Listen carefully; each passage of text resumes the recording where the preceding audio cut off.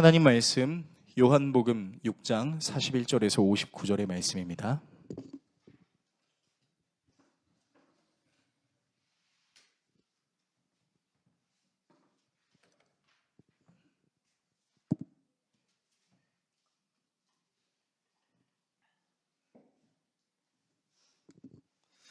신약성경 약 154페이지 정도에 있습니다.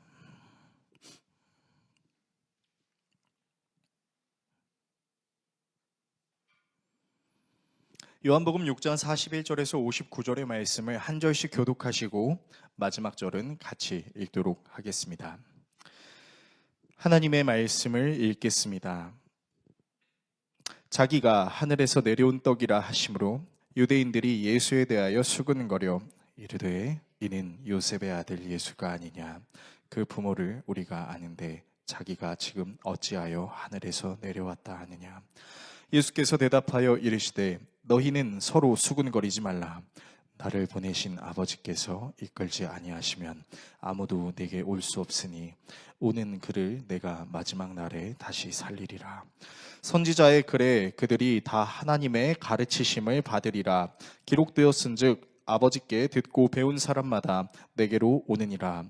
이는 아버지를 본 자가 있다는 것이 아니니라. 오직 하나님에게서 온 자만 아버지를 보았느니라. 진실로 진실로 너희에게 이르노니 믿는 자는 영생을 가졌나니 내가 곧 생명의 떡이니라. 너희 조상들은 광야에서 만나를 먹었어도 죽었거니와 이는 하늘에서 내려오는 떡이니 사람으로 하여금 먹고 죽지 아니하게 하는 것이니라. 나는 하늘에서 내려온 살아있는 떡이니 사람이 이 떡을 먹으면 영생하리라. 내가 줄 떡은 곧 세상의 생명을 위한 내 살이니라 하시니라. 그러므로 유대인들이 서로 다투어 이르되 이 사람이 어찌 능히 자기 살을 우리에게 주어 먹게 하겠느냐. 예수께서 이르시되 내가 진실로 진실로 너희에게 이르노니 인자의 살을 먹지 아니하고 인자의 피를 마시지 아니하면 너희 속에 생명이 없느니라. 내 살을 먹고 내 피를 마시는 자는 영생을 가졌고 마지막 날에 내가 그를 다시 살리리니 내 살은 참된 양식이요 내 피는 참된 음료로다. 내 살을 먹고 내 피를 마시는 자는 내 안에 거하고 나도 그의 안에 거하나니 살아계신 아버지께서 나를 보내심에 내가 아버지로 말미암아 사는 것 같이 나를 먹는 그 사람도 나로 말미암아 살리라. 이것은 하늘에서 내려온 떡이니 조상들이 먹고도 죽은 그것과 같지 아니하여 이 떡을 먹는 자는 영원히 살리라. 같이 읽겠습니다. 이 말씀은 예수께서 가버나움 회당에서 가르치실 때에 하셨느니라. 아멘. 오늘 여러분과 함께 예수님의 일생 62번째 시간 단호하신 예수님이라는 주제로 하나님의 말씀 나누도록 하겠습니다. 국민 MC라는 별명을 가진 연예인이 있습니다. 여러분이 잘 알고 계시는 것처럼 이분은 바로 유재석 씨입니다.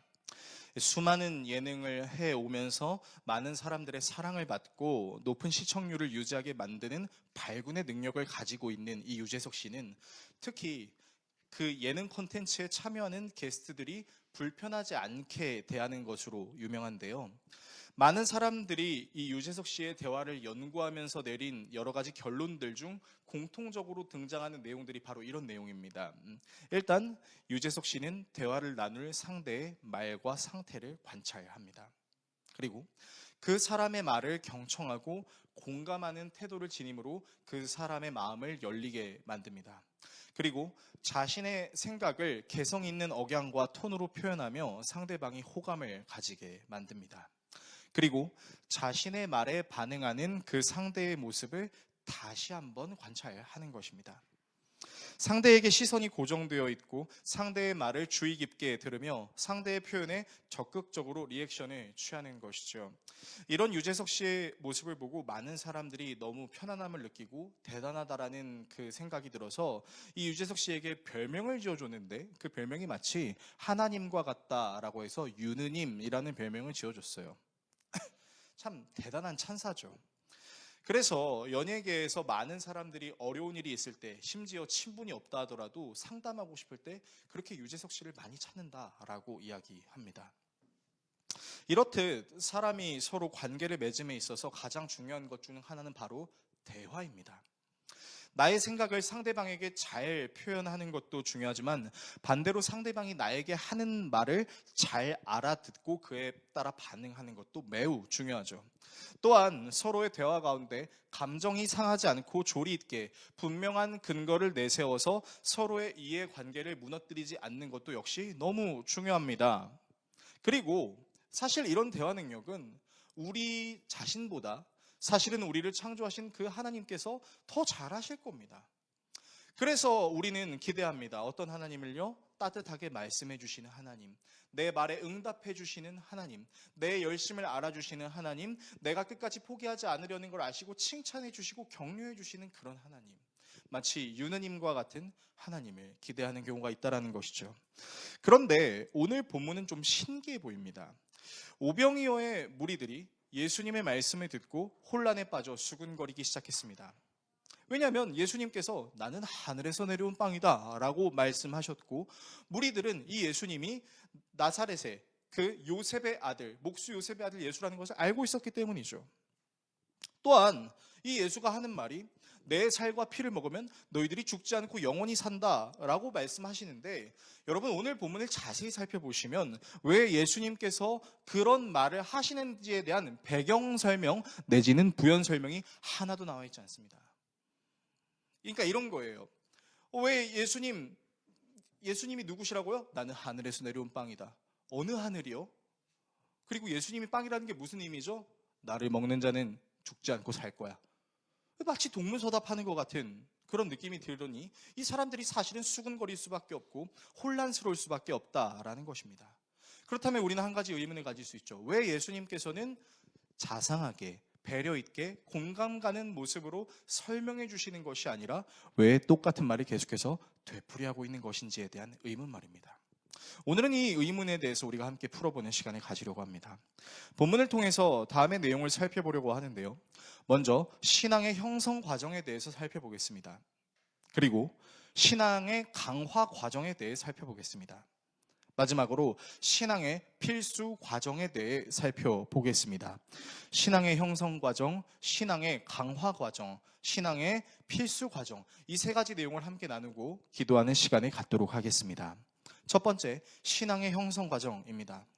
오늘 본문을 자세히 살펴보시면 논리적이고 이성적이며 합리적인 것을 중요하게 여기는 분들의 입장에서는 다소 고구마를 먹는 것 같은 느낌을 들게 만드는 예수님을 발견할 수 있죠. 사실 오병이어를 경험했던 그 무리들이 예수님을 향해 보이는 반응은 지극히 현실적입니다. 그렇지 않습니까? 갑자기 예수님께서 나는 하늘에서 내려온 빵이야 라고 얘기를 하시고, 또 그거를 고지고대로 믿는다는 게 사실 이상한 게 아닌가요? 또한 예수님께서는 먹을 것을 주겠다, 주세요, 나다, 내 살을 먹고 내 피를 마셔라.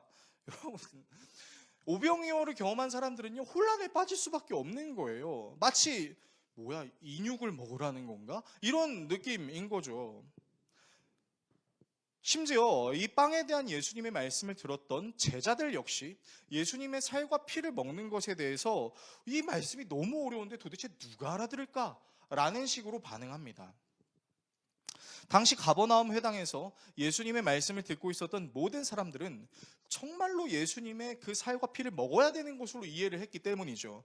그래서 이 사람들은 이제 나중에 여러분 다음 주에 우리가 함께 나누겠지만 정말 대다수의 사람들이 이 사건을 통해서 예수님을 떠나게 됩니다. 약 2000년이 지난 지금 오늘을 살고 있는 우리에게 예수님의 살과 피를 먹는다는 것이 무슨 의미인지는 이미 기록된 성경에 대한 여러 신학자들의 해석과 전통적인 교회관을 통해서 우리는 대략적으로 알 수 있어요. 그러니까 예수님의 살과 피를 먹는 행위가 진짜 인육과 그 피를 먹는다는 것이 아니라 예수 그리스도의 죽으심과 부활을 믿는 것, 그리고 이분의 사역을 믿는 믿음으로 인해 우리는 죽어도 다시 살겠고 다시 살아서는 영원히 슬퍼하지 않을 수 있는 하나님 나라, 낙원, 천국에 거한다는 것, 그리고 이 예수 그리스도의 사역이 우리는 원래 하나님을 대면할 수 없었던 사람이었는데 예수 그리스도의 죽으심으로 그 지성소를 가로막고 있던 휘장이 찢어지게 돼서 이제는 담대하게 예수 그리스도의 피를 힘입어 누구나 예수님을 만날 수 있는 자유가 생겼다. 여러분 이거 다 알고 계실 거예요. 적어도 우리에게는 배경 지식이 있어서 예수님의 살과 피를 먹는다는 것이 혼란스럽진 않았을 것이지만, 이때 당시에 오병이어 무리들은요, 당연히 수군거릴 수밖에 없고 당연히 혼란스러울 수밖에 없었다라는 것이죠. 그런데 예수님은 아무것도 그들에게 설명을 해주시지 않습니다. 본문을 자세히 보시면요, 예수님은 마치 연속 재생이 켜져 있는 듯한 기계처럼 똑같은 말을 반복하세요. 어떤 말을 반복하시냐면요, 나는 마지막 날에 그들을 살릴 것이다. 그 사람들은 마지막 날에 살릴 것이다. 죽지 않는다. 영원히 살 것이다. 마지막 날에 내가 그들을 살릴 것이다. 빵을 먹는 사람은 영원히 살 것이다. 자, 여러분이 오병이어의 무리들이라고 한번 가정해 보겠습니다. 계속해서요, 마치 예수님이 빵무새인 느낌으로 계속 빵빵빵빵 거리고 안 주고 먹어 계속 이 말만 되풀이 한다면, 여러분이라면 예수님 진리의 말씀 너무 감사합니다, 아멘 이러면서 들었겠어요? 아니죠. 불보듯 뻔해요. 어떻게 했을까요? 우리도 수군거렸을 겁니다. 뭐라는 거야? 하늘에서 내려온 빵이라고? 목수의 아들이잖아. 아니, 살하고 피를 먹으라고? 지금 우리 보고 인신 제사 같은 걸 하라는 건가? 당연히 우리도 그렇게 생각했을 겁니다. 자, 그렇다면 왜 예수님께서는 충분한 설명도 그리고 적절한 공감도 해주시지 않고 왜 단호한 말씀으로 자신의 사역을 말씀하시는 것일까요? 사실 우리는 예수님의 지난 사역들을 보게 되면 좀 이런 예수님이 낯섭니다. 왜 낯서냐면요, 예수님은 사회적으로 비난받던 세리와 죄인, 창녀들의 친구가 되어주셨습니다. 그리고 가난하고 약한 자들의 말동무가 되어주시는 매우 섬세하고 자상하신 그 예수님께서 왜 복음을 직접 증거하실 때는 그 세심함과 자상함이 전혀 보이지 않는 채 똑같은 말을 계속해서 반복하고 계신 것일까요? 너희들은 어차피 내가 진리를 잘 설명해도 못 알아들 테니까 그냥 입 다물고 듣기만 해 라는 스탠스일까요? 내지는 신앙은 생각이 필요한 것이 아니니까 그냥 무조건 아무 생각하지 말고 믿어 라는 차원일까요? 저는 아무리 생각해봐도 예수님이 입 다물어 라고 말씀하시는 것도, 아무 생각하지 말고 그냥 믿어 라고 말씀하시는 것도 아닌 것 같아요. 만약 그렇다면 하나님께서 굳이 우리에게 하나님의 형상, 지성과 이성과 감성을 우리에게 굳이 허락하실 필요가 있었을까요? 아닙니다. 우리의 지식, 지혜, 행동, 감정을 통해서 우리는 하나님의 살아계심을 알고 하나님이 누구신지를 알아갈 수 있기 때문에 사실 이와 같은 생각은 잘못된 생각이라고 할 수 있죠. 자, 이쯤 되면 이제 우리가 한번 생각해 볼 관점이 하나 있습니다. 그것이 무엇이냐면, 이 신앙, 즉 내가 하나님을, 예수님을, 성령님을 믿는 이 신앙이 반드시 내가 납득하고 이해를 할 수 있어야만 가질 수 있는 것일까요? 어떤 공식이 있고 그 공식에서 전혀 벗어나지 않고 내가 이해할 수 있는 바운더리 안에서만 하나님이 역사하신다면 그제서야 내가 하나님이라고 믿을 수 있는 것일까요? 사실 그렇지 않다라는 것을 우리는 당연하게 알고 있을 것입니다. 몇 가지 내용을 통해서 여러분들께 좀 설명드리겠습니다. 자, 먼저 신이라는 존재에 대해 생각해 봅시다. 여러분, 신이라는 존재는요, 우리가 다 이해할 수 있는 존재가 아닙니다.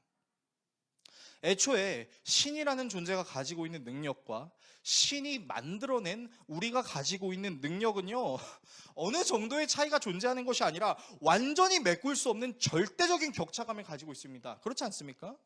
여러분, 그래서요, 사실 우리는 우리가 가지고 있는 지식으로 우리가 믿는 그 하나님을 다 알 수 없어요. 여기 서서 여러분께 설교하는 목사도 여러분 오해하면 안 되는 게, 제가 하나님의 말씀을 증거한다라고 생각하시면 안 됩니다. 뭐라고 생각하셔야 되냐면, 이 하나님의 말씀을 제가 깊이 묵상하고 이 말씀에 대한 여러 해석들을 토대로 우리가 함께 가장 적절한 해석을 적용해서 이것이 하나님이 기뻐하실 것이다라고 생각하는 것을 같이 나누고 그대로 사는 것이에요. 목사가 하나님의 말씀을 증거하는 것이 아니라 이미 하나님의 말씀은 나와 있다라는 것이죠. 여러분, 이걸 제가 어떻게 다 알겠어요?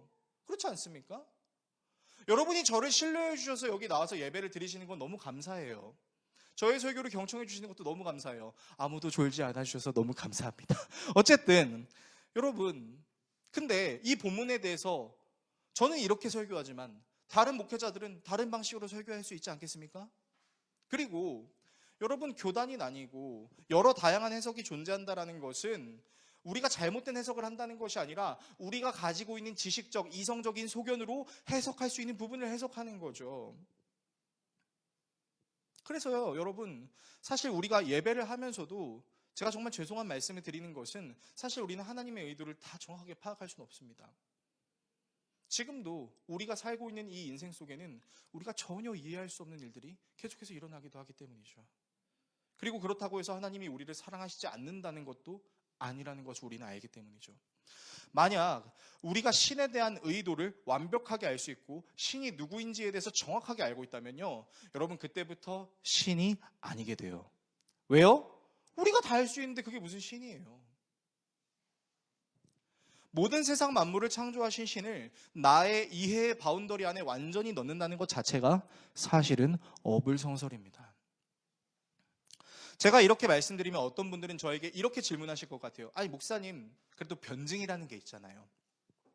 하나님이 살아계시다는 것을 나의 이성적인, 나의 지혜로 증명할 수 있는 방편도 있잖아요. 맞습니다. 변증 중요해요. 우리는 단순히 이 성경 말씀을 사람들에게 증거하는 것을 넘어서서 사람들이 복음을 믿지 않는 이유에 대해 이성적이고 합리적으로 변증할 수 있는 능력이 우리에게 필요하죠. 그래서 베드로 사도도 얘기했잖아요. 너희들에게 누군가 예수님이 누구시냐라고 묻거든 그에 응당한 합당한 대답을 할 수 있도록 준비해라. 자, 준비해야 됩니다. 필요합니다. 그러나 이성적인 변증이 가지고 있는 궁극적인 기능이 무엇인지 아십니까? 정확하게 말씀드리면요, 이 변증은요, 하나님께로 나아가려는 그 길을 막고 있는 장애물을 치워주는 겁니다. 그럴 수 있네. 당신의 변증이 그럴듯하네. 나는 안 그런 줄 알았어. 이런 장애물들을 치워주는 역할을 하는 거죠. 그러니까 정확하게 말하면 하나님께로 나아갈 수 있는 길을 돕는 역할을 하는 게 변증이지, 하나님의 길을 증명한다는 것 자체가 변증이라고 말하기는 조금은 부족한 부분이 있다라는 것이죠. 하나님에 대한 호기심을 열어주고 하나님에 대해서 관심을 갖게 해줄 수 있는 것이 변증이지, 변증 자체가 신앙을 만들어내는 것이라고 말하기는 어렵다라는 것이죠.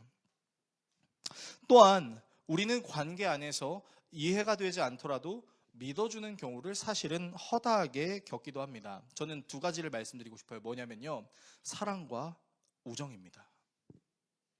저를 예로 들어보겠습니다. 저는 아내랑 7년 연애를 했고 현재 결혼생활 9년 차를 맞이하고 있습니다. 조금만 있으면 이제 인생의 절반을 아내랑 함께 하게 되는 기쁨을 맞이하게 되는데요. 그럼에도 불구하고 저와 제 아내 사이에 여전히 해결되지 않는 문제가 있습니다. 모든 부부들이 다 공감할 거예요. 뭐냐면요, 저는 제 아내가 이해가 안 돼요. 마찬가지로 제 아내도 제가 이해가 안 됩니다. 분명히 성혼 선언할 때 검은 머리가 파뿌리 될 때까지, 흰뿌리 될 때까지 사랑하겠습니다 라고 얘기해놓고 그 사랑 고백이 마치 사라져버리는 신기루와 같은 모습처럼 몇 년이 지나도 똑같은 문제로 싸워요. 몇 년이 지나도 똑같은 문제로 서로 다퉈요. 그리고 항상 서로에게 얘기하죠. 난 도무지 당신이 이해가 안 돼 라면서 얘기를 한단 말이에요. 근데 그렇다고 갈라서지 않고 같이 살아요. 왜요? 사랑하니까. 안 그렇습니까? 우린 사랑해요. 사랑하니까 사는 거예요. 그러니까 사랑이요, 정말 대단한 게요, 이 이해가 안 되는 거를 품게 만든다는 거죠. 저는 아내의 흉을 보는 것이 아닙니다. 친구 관계도 마찬가지입니다. 여러분들도 친구들이 있을 것이고 저도 친구가 있습니다. 근데요, 친구도 변하지가 않아요. 진짜 이 친구들을 막 몇 년 만에 만나면, 제 친구들 중에서 이제 초등학교 때 친구들도 있는데 그 친구들을 만나면요, 그냥 똑같아요. 이제 곧 40대를 맞이하는 이 사람들이 이제는 좀 중년의 초입 단계에 서서 중후한 모습으로 대화하고 만나면 좋을 텐데, 이제 40대를 맞이하게 되는 이 제 친구들이랑 만나잖아요. 그러면 10대가 된 것 같아요. 그냥 장난쳐요. 그리고 또 얘기하죠. 너는 항상 그 모양이야. 너는 항상 그래. 그렇게 얘기를 한다라는 거죠. 근데 그래도 괜찮아요. 왜요? 친구니까요. 여러분, 우리는요, 인간관계 안에서도 이해가 안 된다고 버리는 것이 아니라 그럼에도 불구하고 품을 수 있고 받아들일 수 있어요. 이쯤 되면 이제 이를 통해 우리가 알 수 있는 분명한 사실은요, 신앙이라는 것은 무조건 내가 이해가 돼야 되고 무조건 내가 납득해야만 생길 수 있는 것이 아니라는 겁니다. 오히려 신앙이라는 것은 내가 이해하고 내가 받아들이는 부분도 분명히 있지만 그것을 넘어서서 무엇이 신앙이라고 할 수 있냐? 하나님께서 나에게 다가오시는 것을 내가 느끼는 겁니다. 그리고 그분이 말씀하시는 것을 내가 들을 수 있는 겁니다. 그리고 그분의 말씀이 다 이해가 되지 않더라도 그분의 말씀을 신뢰하려고 하는 것. 여러분, 이것이 신앙이라고 말할 수 있는 것이고 신앙의 형성 과정이라고 할 수 있는 것이죠. 그래서 여러분, 우리가 가지고 있는 신앙을 사람들에게 어떻게 표현해야 되냐면요, 제가 하나님 좀 알아요 라고 얘기하면 안 돼요. 뭐라고 얘기해야 되냐면, 저는 지금도 하나님을 사실 알아가고 있는 중이에요 라고 얘기할 수 있어야 돼요. 여러분, 신앙을 오래 해오신 성도님들의 공통적인 특징이 뭔지 아세요? 되게 웃기는 게 10년, 20년 신앙생활을 했어요. 근데 그 사람들의 입에서 예수님을 알아가면 알아갈수록 무슨 말이 나오는지 아십니까? 이렇게 얘기해요. 우리 성도들도 다 그렇게 얘기했는데 난 진짜 예수님을 잘 모르겠어요. 그렇게 얘기를 하는 거예요. 그래서 여러분 기억하십시오. 우리의 신앙의 형성 과정은요, 내가 납득하고 이해하는 부분만 취득하는 것이 아니라 이해가 되지 않고 들리지 않고 보이지 않더라도 나에게 다가오시는 그 하나님의 존재를 내가 인식할 수 있게 되고 그분을 점점 알아가는 과정, 이것이 신앙의 형성 과정이라고 여러분들께 말씀드리고 싶습니다. 두 번째, 신앙의 광화 과정입니다. 오늘 본문을 읽으면서 다소 예수님께서 자상하게 설명해 주시지 않고 똑같은 말을 계속해서 되풀이하신다는 점, 이해가 안 된다는 말을 계속 하신다는 점이 사실은 굉장히 아쉬운 부분이 될 수 있겠습니다. 자, 그런데 비단 이 예수님의 말씀에서만 우리가 아쉬움을 느낄 수 있는 것이 아니라 예수님의 말씀을 듣는 무리들의 태도에서도 사실은 아쉬움을 느낄 수 있습니다. 왜냐면요, 이들은요, 예수님의 말씀을 듣고 수근수근 거리거나 서로 다투어 말하는 이 두 가지 모습만 보여주고 있기 때문이에요. 잘 모르겠고 이해가 되지 않는다면 예수님께 직접 손을 들고 질문하면 되는 거 아닙니까? 여러분이 너무나 잘 아시는 사도 베드로가 늘 앞장서서 주님, 이게 뭡니까? 저게 뭡니까? 라고 질문했던 것처럼 그 사람들도 그렇게 할 수 있었던 거 아닌가요? 그런데 그들은 이 예수님의 말씀에 대해서 질문하지 않습니다. 이들은 왜 이렇게 행동했을까요? MBTI 성향이 I 성향이어서 그랬을까요? 아니면 한국 학생들의 그 특유의 문화처럼 수업이 다 끝나고 선생님께서 질문 있는 사람 손 드세요 하면 질문이 너무 하고 싶은데 질문하고 싶어서 손을 들었다간 내 쉬는 시간을 뺏어버릴 것 같은 그 친구의 그 무언의 눈초리 때문에 내가 질문하고 싶어도 질문하지 못하는 그런 거랑 비슷한 걸까요? 무엇이 맞는지 정확하게 알 수는 없지만 분명한 것은 오병이어의 무리들은 예수님이 누구이신지를 알려고 온 것이 아니었다라는 겁니다. 여러분, 우리가 2주 동안 요한복음 6장의 말씀을 계속 이제 묵상하면서 오늘을 포함해서 여러분 확실하게 알 수 있는 건요, 오병이어의 무리들은요, 예수님이 행하신 기적의 의미가 무엇인지를 알려고 온 게 아니었어요. 주님, 이 떡 5개와 물고기 2마리로 성인만 5,000명 이상을 먹인 이 사건이 우리에게 무엇을 의미하는 것입니까? 라고 물으려는 사람이 아무도 없었어요. 이들은 언제든 예수님이 자기들의 소원을 들어주신다면 자기들도 예수님을 숭배해 주겠다는 일종의 거래의 모습으로 예수님께 다가왔었던 것이죠. 그러나 만약 이들이 정말로 예수님이 누구이신지를 알고 싶어 했고 그분이 행하시는 일이 가지고 있는 의미가 무엇인지 궁금했다면 이들은 예수님이 말씀하시는 것이 이해가 되지 않는다고 해서 수근수근 거리거나 무슨 말을 하려는지 모르겠다며 서로 다투는 것이 아니라 예수님께 질문을 했겠죠. 예수님, 지금 예수님께서 하시는 말씀이 사실 저는 이해가 안 됩니다. 도대체 예수님 무엇을 저에게 말씀하시려는 것이죠? 그리고 예수님의 살과 피를 먹으라는 게 정말로 예수님의 이 육신을 뜯어 먹으라는 것이고 예수님이 흘리시는 그 피를 마시라는 건가요? 라고 질문할 수 있는 거 아닌가요? 그리고 예수님이 인용하신 말씀이 정말로 예언서에서 인용하신 말씀이 맞는지, 주님, 지금 주님이 말씀하시는 그 말씀이 구약 성경 어디에 기록되어 있나요? 라고 질문해야 되는 거 아닌가요? 그런데 이들이 예수님께 질문하지 않은 이유가 도대체 무엇일까요? 그 이유는 바로 이들은 예수님을 의지하려고 했던 것이 아니라 예수님을 이용하려고 했던 것이기 때문이죠. 여러분, 예수님 알고 계셨어요. 요한복음 6장 60절 이후의 말씀을 잘 살펴보시면요, 예수님이 무엇을 알고 계셨는지 나와 있는데, 그들 중 많은 사람들이 예수를 믿지 않고 있었다라는 사실을 알고 있었습니다. 그래서 예수님은 참 자상하신 게, 질문하지 않는 그 사람들에게 예수님이 찾아가서 먼저 말을 건네세요. 뭐라고 말씀하시냐면, 이 말이 너희들에게 걸리느냐? 라고 말씀하십니다. 그러면 여러분, 이렇게 얘기하면 되잖아요. 맞아요, 좀 걸려요. 사실 좀 이해가 안 돼요. 예수님, 우리가 이해할 수 있는 방식으로 좀 설명해 주시면 안 돼요? 라고 할 수 있는 거 아닌가요? 그러나 이 사람들은 예수님의 이 말에 제대로 답변도 하지 않고 다시 예수님이 하시는 말씀을 듣고 결국 많은 사람들이 예수님을 떠나게 됩니다. 여러분, 오병이어는요, 해피엔딩이 아니에요. 새드엔딩입니다.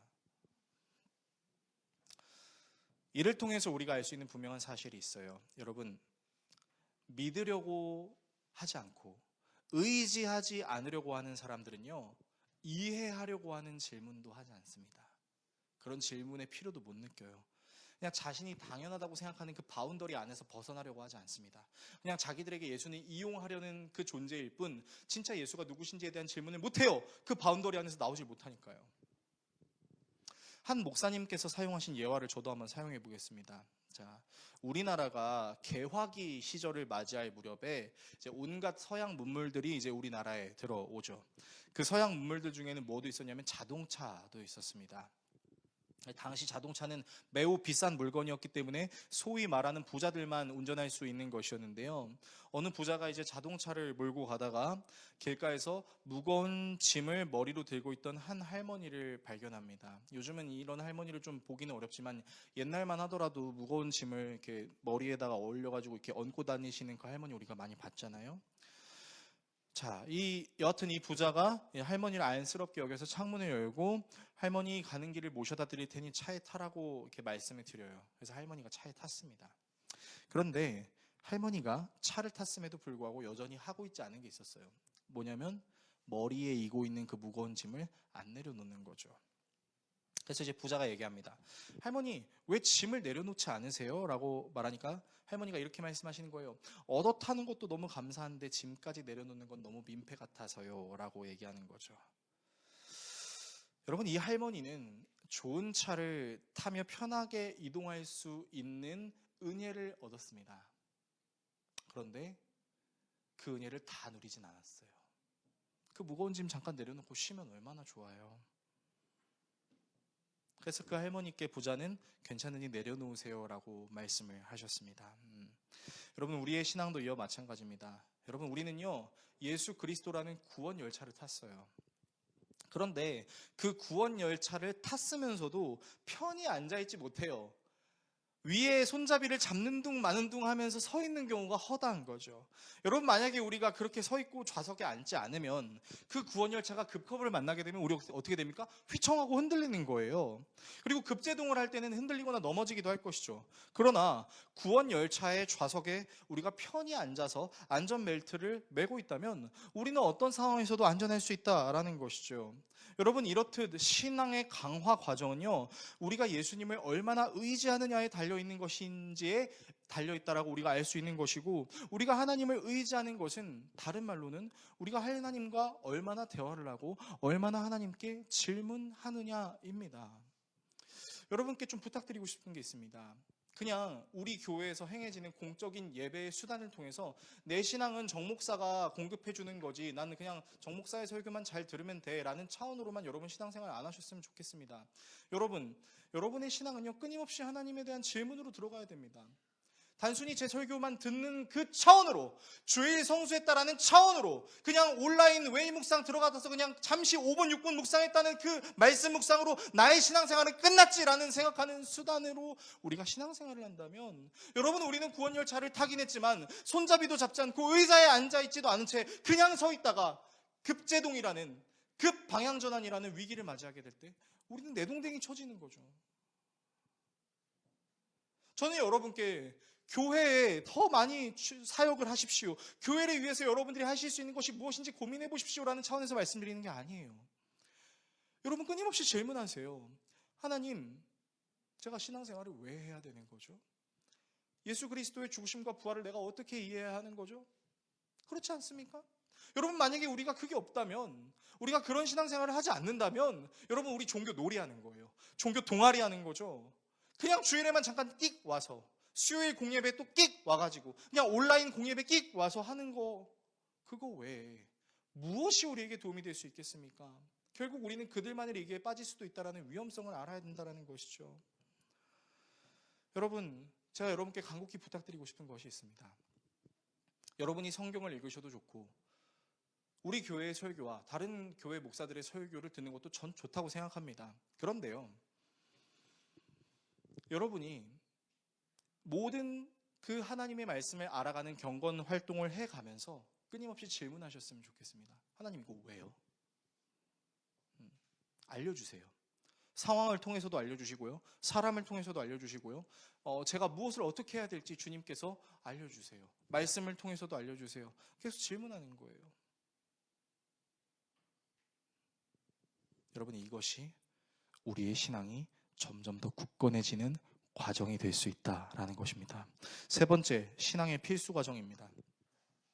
신앙의 형성 과정은 단순히 충분한 설명으로 인한 이성적인 납득과 내가 공감할 수 있는 영역이라기보다는 하나님께서 나에게 오시는 것을 느끼고 알아가는 것이고, 또한 신앙의 강화 과정은 내가 모르는 것이 있음을 온전히 주님께 인정하고 나에게 알려주시는 그 하나님을 온전히 의지하며 그분께 늘 질문하고 그분을 더 알아가려고 하는 것이라고 말할 수 있겠습니다. 자, 그런데 이런 신앙 생활에 있어 가장 중요한 것이 있습니다. 자, 예수님께서는 무리들에게 계속해서 반복해서 말씀하셨던 것이 있었어요. 무엇이냐? 나의 살을 먹지 않고 나의 피를 마시지 않으면 너희 속에는 생명이 없다라는 말씀이었죠. 자, 이 말을 여러분 그냥 뭐 어렵게 생각할 필요 없이 그냥 좀 직관적으로 우리가 한번 풀어봅시다. 자, 조금은 격하게 들릴 수도 있을 텐데요, 오해하지 말고 들어주시길 바랍니다.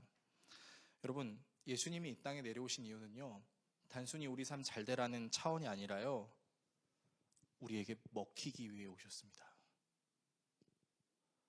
우리가 빵을 찢어서 우리의 입속에 넣어서 씹고 포도주를 따라서 우리의 입속에 넣어서 마시는 것처럼요, 여러분, 예수님이 내 살을 먹고 내 피를 마시라는 것을 직관적으로 우리가 바라보면 이거예요. 나를 먹어 라고 예수님이 말씀하시는 거죠. 그러면 우리는 이 개념을 어떻게 이해할 수 있을까요? 여러분, 예수님께서는 정말로 빵이 찢어지는 것처럼 그분의 육신이 찢어지는 고통을 당했죠. 포도주가 흐르는 것처럼 그분의 피가 사정없이 흘렀습니다. 그분의 피로 인해 우리는 죄사함의 은혜를 누렸다고 믿고, 그분의 육신의 찢어짐으로 인해 우리는 하나님과의 관계를 가로막고 있던 휘장도 찢어져서 이제는 우리가 예수 그리스도의 사역을 통해 담대히 하나님께 나아갈 수 있게 됐다는 것을 믿습니다. 예수님은 사람들의 비난과 판단에 먹혀 버리셨지만 그 먹히신 예수 그리스도를 믿는 사람들은 하나님과의 관계를 회복할 뿐만 아니라 영원한 생명을 얻었다라는 거죠. 자, 그래서 여러분, 또다시 성찬에 대해서 여러분과 얘기하자면, 우리가 계속해서 지금 성찬에 관련해서 이 얘기들을 하고 있는데, 우리가 매주 진행하는 이 성찬의 개념은 이거예요. 여러분, 우리는요, 예수를 먹는 거예요. 예수의 살과 예수의 피를 먹음으로 예수가 내 안에 있고 내 안에 예수가 있다는 것을 우리가 확신하는 것이죠. 예수님이 이 땅에 내려오신 그 이유를 이 성찬 예식이라는 거룩한 종교 의식을 통해 우리가 재현하는 겁니다. 여타 다른 종교나 그 종교에서 숭배하는 신들은요, 인간을 위해서 자기가 찢어지지 않아요. 자기가 피를 흘리지 않죠. 무엇을 강요하냐면 섬김을 강요해요. 숭배를 강요해요. 네가 복을 얻기 원한다면 나에게 재물을 바쳐라. 네가 원하고자 하는 것을 얻기 원한다면 나에게 시간을 바쳐라. 이방 종교들은 그렇게 이야기합니다. 심지어 자기의 몸을 자해해야만 신이 기뻐한다라고 말하는 이상한 종교도 있습니다. 그러나 이런 종교들과의 모습과는 완전히 다른 진리이신 하나님께서는 우리에게 먹을 것과 마실 것을 주셨어요. 어떻게요? 자기 아들의 몸과 피를 주신 것이죠. 여러분, 세상 어느 신이 우리를 구원하겠다고 우리에게 먹힌단 말입니까?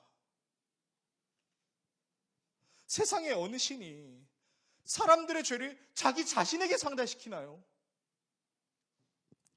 여러분, 그분은 단순한 율법 선생이 아니셨어요. 여러분, 그분은 우리를 위해서 무엇을 하신 분이냐면 희생을 하신 분이셨어요. 여러분, 그래서일까요? 부활하신 예수님의 육신에는요, 무엇이 남아있는지 아십니까? 여전히 십자가의 상흔이 남아있었어요. 그래서 도마에게 말씀하시잖아요. 못 믿겠니? 넣어봐. 이 구멍에 네 손을 넣어봐. 내가 살아남는 것이 못 믿겠다면 직접 만져봐.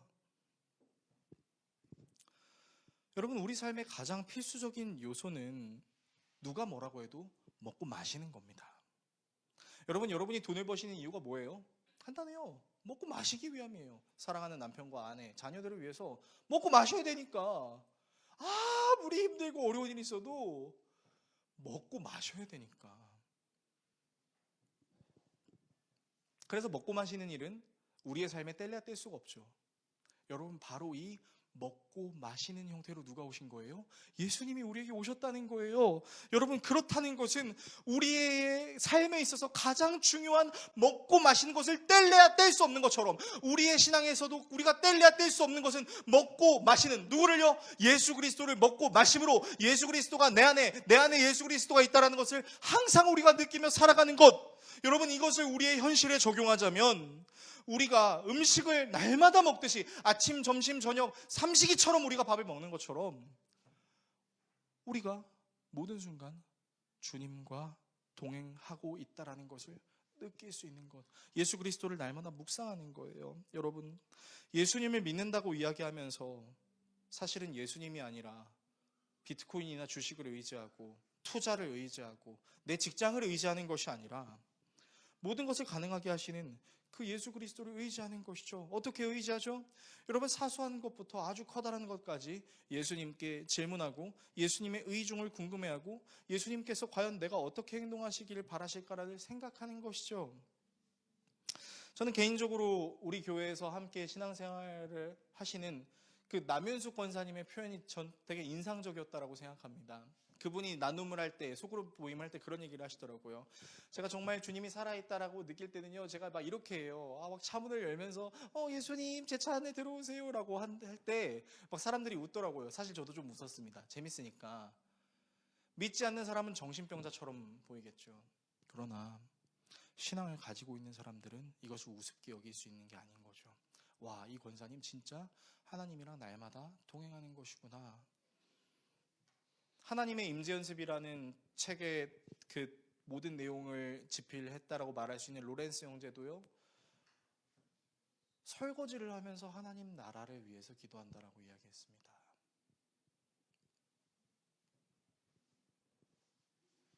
제가 이렇게 말씀드린다고 여러분 이제 거리를 걸으면서 한시도 빠짐없이 주님 왼쪽으로 갈까요? 오른쪽으로 갈까요? 직진할까요? 후진할까요? 그런 얘기를 하는 게 아니라 여러분들이 뭔가를 결정하고 고민하는 그 과정 속에서 그냥 하나님께 물을 수 있고 그 하나님께서 원하시는 것이 무엇인지를 느낄 수 있다면, 지금 하나님께서 나에게 이렇게 하라고 말씀하시는 것 같아라는 것을 느낄 수 있다면 저는 그것으로 족하다고 생각합니다.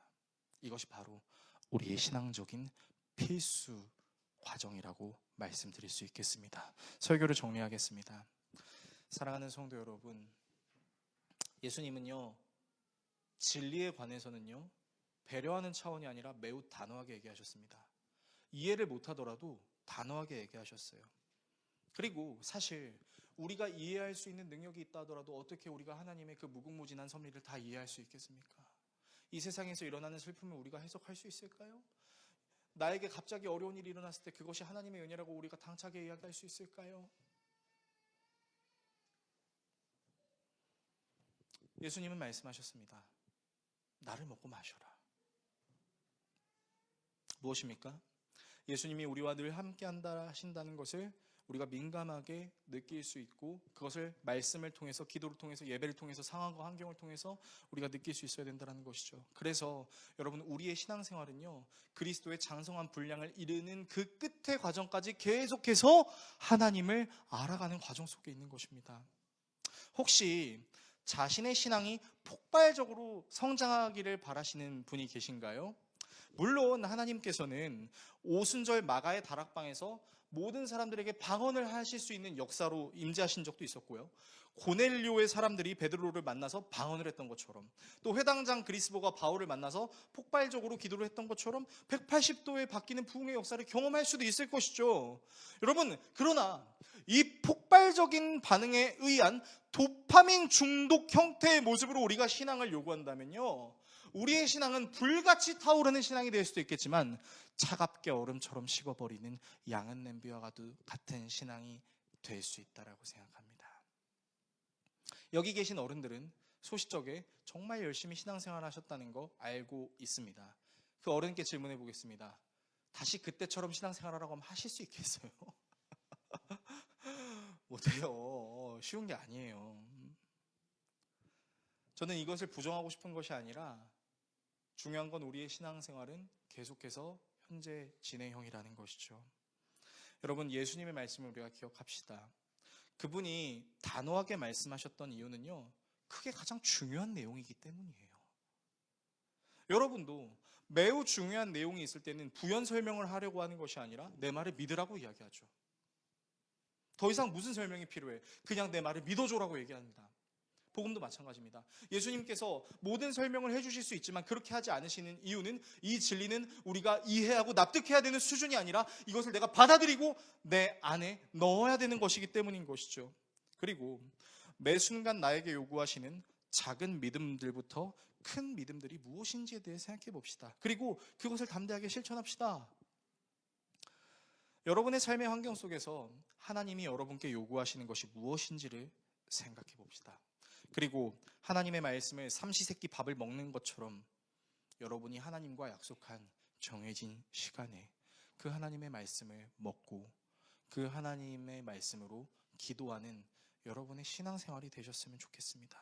그래서 때로는 예수님이 여러분에게 매우 단호한 것처럼 보여도 그것은 예수님이 우리를 사랑하시지 않는 것이 아니라 도리어 우리로 하여금 더 예수 그리스도를 묵상하라는 하나님의 사인으로 우리가 기억하여 모든 순간, 모든 날 하나님을 묵상할 수 있는 저와 여러분 모두가 될 수 있기를 예수 그리스도의 이름으로 축원합니다. 기도하겠습니다.